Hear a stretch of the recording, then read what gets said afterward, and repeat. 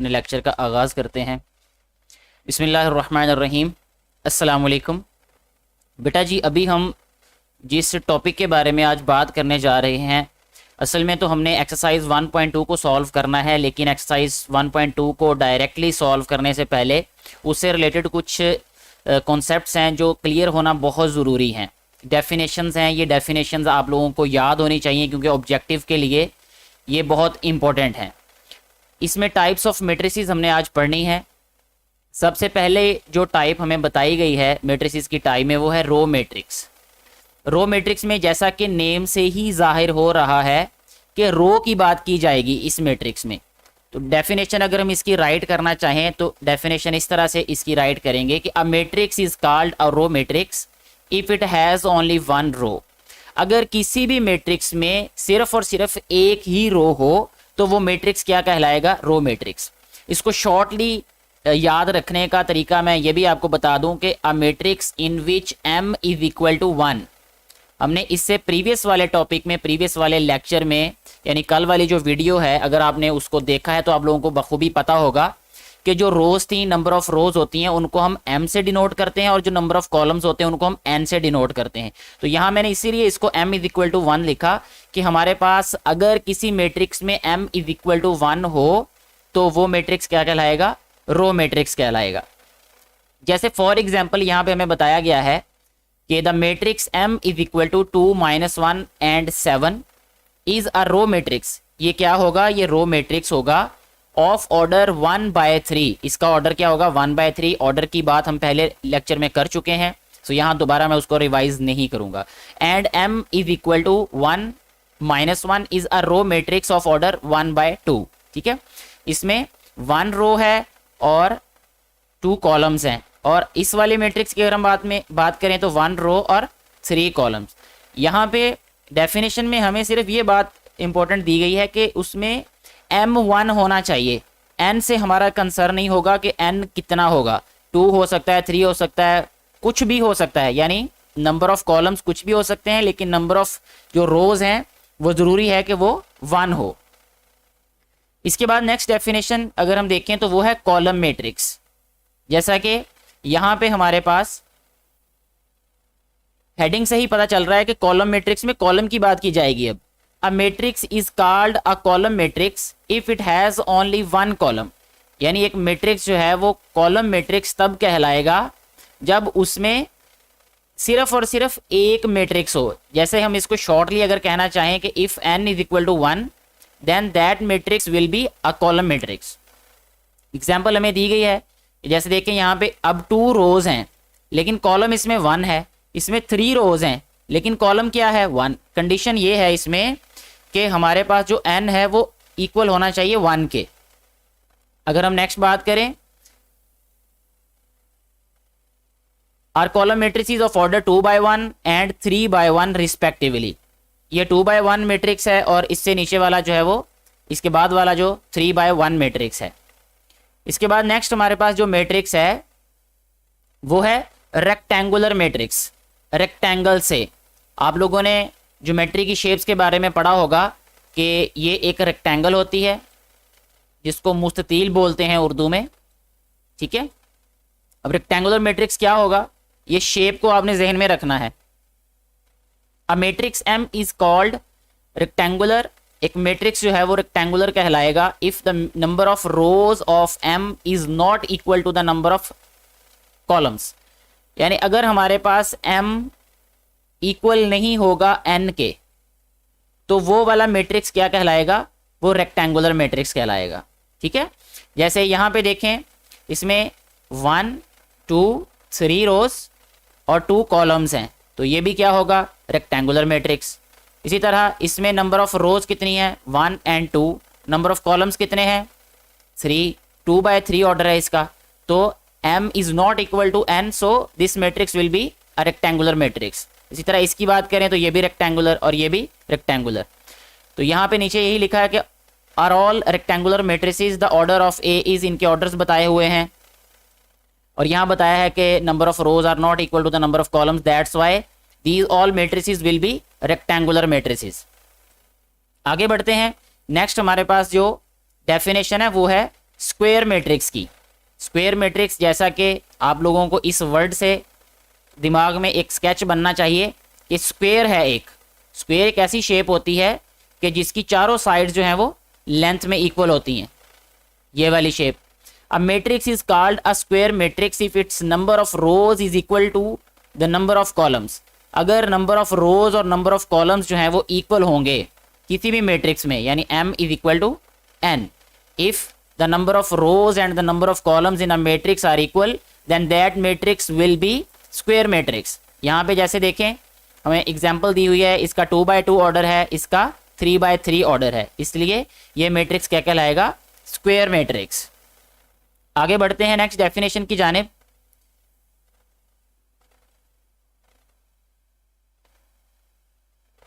Next definition है हमारे पास नल और जीरो मैट्रिक्स, यानी ये जो मैट्रिक्स है इसके दो नाम हैं, एक तो नल मैट्रिक्स और दूसरा जीरो मैट्रिक्स। तो इसको हम डेफिनेशन इसकी अगर इसको डिफाइन करना चाहें तो ये होगा कि a matrix is called a null और जीरो मैट्रिक्स। एक मैट्रिक्स जो है वो नल और जीरो मैट्रिक्स कहलाएगा if each of its entries is zero, अगर हर एक एंट्री इसकी जीरो होगी, यानी सारे के सारे एलिमेंट्स अगर किसी मैट्रिक्स में जीरो होंगे तो वो मैट्रिक्स क्या कहलाएगा? वो नल मैट्रिक्स कहलाएगा या जीरो मैट्रिक्स कहलाएगा। जैसे ये एग्जांपल्स दी हुई हैं हमें, ये सारे के सारे जो मैट्रिक्स हैं ये नल और जीरो मैट्रिक्स हैं। और नोट करना है, कहता है कि note that null matrix is represented by O, O से इसको डिनोट किया जाता है। ठीक है जी। इसके बाद आती है बात ट्रांसपोज ऑफ अ मैट्रिक्स की। ये बहुत इंपॉर्टेंट है, ये वाली बात भी, ये वाली डेफिनेशन, सारे के सारे डेफिनेशन इंपॉर्टेंट हैं, लेकिन ये ज़्यादा इस्तेमाल होंगी आने वाली एक्सरसाइजेज में। तो यहाँ पे ट्रांसपोज की अगर हम बात करें, जो हमें डेफिनेशन इसकी बताई जा रही है वो ये है कि अ मैट्रिक्स ऑब्टेन्ड बाय, एक मैट्रिक्स जो कि हासिल हो हमें बाय इंटरचेंजिंग, इंटरचेंजिंग का मतलब बदलने से। क्या बदलने से? द रोज इनटू कॉलम्स, या तो रोज को हम कॉलम्स में बदल दें, और का मतलब होता है या, एक ही काम होगा। जब और आ जाता है तो या तो हम पहला काम कर सकते हैं या दूसरा कर सकते हैं। दूसरा क्या है? कॉलम्स इनटू रोज, या हम रोज को कॉलम्स में बदल दें या कॉलम्स को रोज में बदल दें।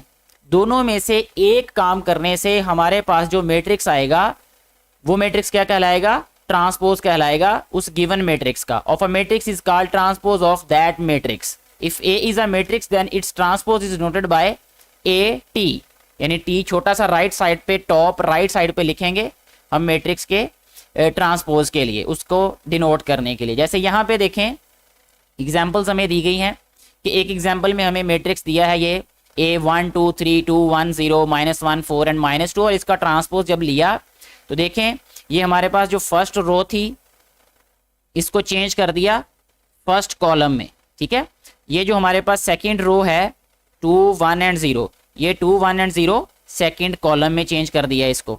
इसी तरह थर्ड रो जो है इसको थर्ड कॉलम में चेंज कर दिया।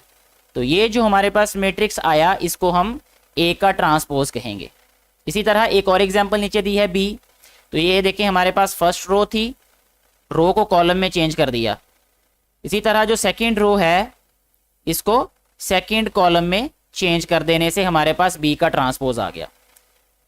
एक और एग्जांपल हमें दी गई है इसी की, यहाँ पे वो है हमारे पास सी इज इक्वल टू 0 1, इसका ट्रांसपोज क्या होगा? 0 1, यानी एक ही रो है इसको एक कॉलम में चेंज कर दिया।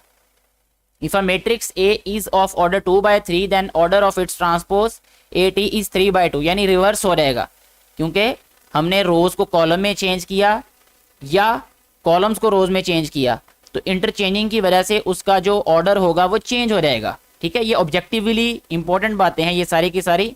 जब ऑब्जेक्टिव वाले पार्ट में हम जाएंगे, एक्सरसाइजेज यानी चैप्टर को कंप्लीट कर लेंगे, फिर हम कोशिश करेंगे कि मैक्सिमम जितने भी एमसीक्यूज बना सके जाएंगे वो बनाए जाएं, या कहीं से किसी बुक में से मिलें तो उनको अटैम्प्ट करने की कोशिश की जाएगी, उनको सॉल्व करने की कोशिश की जाएगी, जो कि पूरे के पूरे चैप्टर में से होंगे। तो इसके लिए ज़रूरी है कि आप लोग सारे के सारी जो वीडियो है उसको अच्छे तरीके से समझें, देखें और उसको याद करें उन टॉपिक्स को। इसके बाद जो नेक्स्ट हमारे पास टाइप है मैट्रिक्स की वो है negative of a matrix. Negative of a matrix यानी मैट्रिक्स का मनफी matrix. Negative. Let A be a matrix, A हमारे पास एक मैट्रिक्स है, देन इट्स नेगेटिव यानी minus A is obtained by changing the signs of all the entries. आसान लफ्जों में अगर हम ये कहें कि अगर हम किसी भी मैट्रिक्स की सारे एलिमेंट्स के साइन चेंज कर दें, यानी उनकी अलामतें तब्दील कर दें, जो प्लस के एलिमेंट्स होंगे उनको माइनस कर दें, जो माइनस के उनको प्लस कर देने से हमारे पास उस गिवन मैट्रिक्स का नेगेटिव मैट्रिक्स आ जाता है।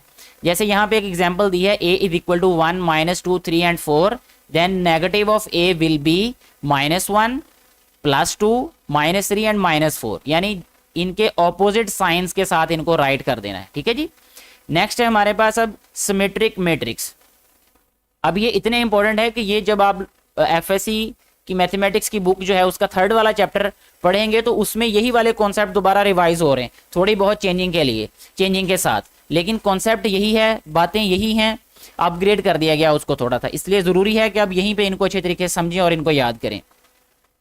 सिमेट्रिक मैट्रिक्स की हम बात कर रहे हैं तो a square matrix is symmetric if it is equal to its transpose, यानी एक स्क्वायर मैट्रिक्स जो है वो सिमेट्रिक कहलाएगा अगर वो अपने ट्रांसपोज के इक्वल हो। यानी कहने का मतलब यह है कि अगर हम किसी भी मैट्रिक्स का ट्रांसपोज लें, ट्रांसपोज लेने से वो अपने ओरिजिनल मैट्रिक्स के इक्वल आ गया तो वो सिमेट्रिक मैट्रिक्स कहलाएगा। जैसे इसकी एग्जांपल भी डेफिनेटली हमें दी गई होगी, यहाँ पे M एक मैट्रिक्स दिया गया हमें, ये आपको एलिमेंट्स इसके नजर आ रहे होंगे ऊपर लिखे हुए, is a square matrix, then MT इसका ट्रांसपोज लिया तो ट्रांसपोज का मतलब यह है कि रोज को कॉलम में बदल दिया, यहाँ पे रोज को कॉलम में बदला तो 1 2 3 3 -1 एंड 4 3 4 एंड 0, तो ये अगर हम देखें दोबारा तो ये हमारे पास दोबारा क्या बन रहा है M। ठीक है, MT जो है ये M के इक्वल आ गया, यानी ये सारे का सारा मैट्रिक्स जो है ट्रांसपोज लेने के बाद भी वही बन रहा है जो हमारे पास M मैट्रिक्स है, इसलिए हम कहेंगे M इज सिमेट्रिक मैट्रिक्स। ठीक है। नेक्स्ट एक एग्जांपल दी है नीचे, A हमें दिया है एक मैट्रिक्स, उसका ट्रांसपोज लिया, ट्रांसपोज लेने से वो A के इक्वल नहीं आया, इसलिए हम इसको सिमेट्रिक मैट्रिक्स नहीं कहेंगे, तो हम यहाँ लिख दिया उन्होंने कि hence A is not a symmetric matrix. ठीक हो गया जी। नेक्स्ट जो है वो है skew symmetric matrix. Skew symmetric matrix क्या होता है? A square matrix A is said to be skew symmetric. वो स्क्यू सिमेट्रिक तब होगा जब उसका ट्रांसपोज लेने से वो ओरिजिनल मैट्रिक्स के नेगेटिव के इक्वल हो। इसका क्या मतलब है कि अगर हमारे पास ए एक मैट्रिक्स है, उसका ट्रांसपोज लिया और ट्रांसपोज लेने के बाद नेगेटिव कॉमन ले लिया, उसमें से नेगेटिव कॉमन लेने के बाद अगर बाकी सारे एलिमेंट्स वही हैं जो कि ए मैट्रिक्स के हैं, यानी गिवन मैट्रिक्स के हैं, देन वो मैट्रिक्स क्या कहलाएगा? Skew symmetric. जैसे अब ये हमारे पास ए जो है वो -a के इक्वल आ गया, यहाँ पे ए का ट्रांसपोज जो है वो इक्वल आ गया हमारे पास -a के, सो हम इसको कहेंगे कि A is a skew symmetric matrix. ठीक हो गया जी। आगे बढ़ते हैं नेक्स्ट डेफिनेशन की जानिब, डायगोनल मैट्रिक्स।